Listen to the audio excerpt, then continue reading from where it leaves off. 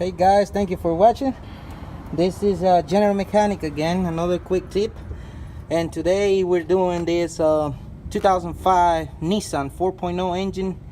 And I want to share this because it took me a little second to figure out how to do this.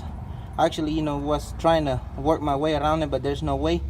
So I'm gonna show you how to remove the secondary timing chain tensioner.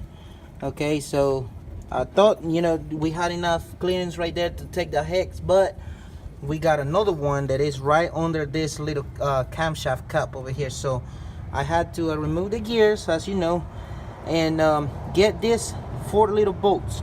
You can tell which one is holding the cup. Actually, I took one extra right here. This one should have been done been out, but so we get this one out, that one and that one. That makes 3 bolts need to be removed from the front plate.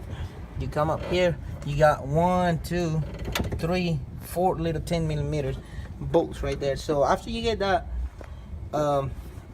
those bolts off from there, you're gonna get a screwdriver and get it in here, and you're gonna slide it right on top of the tensioner, and that's gonna give you leverage. And you're gonna push down on the screwdriver, and that way you're gonna be pushing up on the camshaft cup.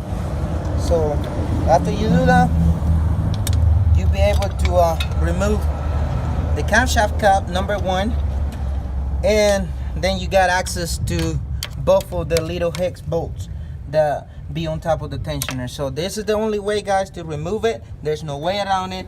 And hopefully you find this helpful. You got any questions, please comment below. The main thing is like it and subscribe, as we got more videos coming. Okay, and thank you again for watching. Have a blessed day.